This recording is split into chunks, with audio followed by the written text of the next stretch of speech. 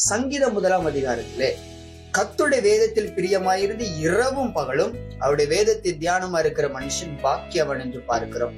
அந்த அதிகாரத்தை தொடர்ந்து நாம் தியானிக்கிற பொழுது அவன் செய்கிறது எல்லாம் வாய்க்கும் என்று அந்த வார்த்தை சொல்லுகிறது. உங்களுடைய வாழ்க்கையில் ஒரு ஜெயம் தேவை. ஆண்டவரே அந்த ஜெயத்தை கொடுக்க வல்லமை உள்ளவராய் இருக்கிறார். குதிரை யுத்த நாளுக்கென்று ஆயத்தமாக்கப்படும் ஜெயமோ கர்த்தராலே வரும்.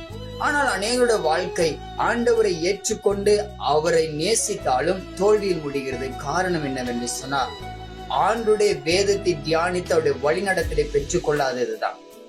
ஆகவே அவருடைய வேதத்தை நாம் தியானிக்கிற பொழுது அவர் நம்மோடு கூட இடைபடுகிறார், திட்டங்களை தருகிறார், நாம் என்ன செய்ய வேண்டும் என்று நமக்கு போதிக்கிறார், நாம் போய்கொண்டிருக்கிற பாதை சரியா தவறா என்று நம்மோடு கூட அவர் பேசி அதை தெளிவுபடுத்துகிறார். மனிதனுக்கு செம்மையாய் தோன்றுகிற வழிகள் உண்டு, ஆனால் அது முடிவோ மரண வழிகள் என்று ஆண்டுடைய வார்த்தை நாம் பார்க்கிறோம். அநேக நேரங்களில் இந்த காரியத்தை செய்தால் நாம் முன்னேறி விடலாம் என்று நினைப்போம்.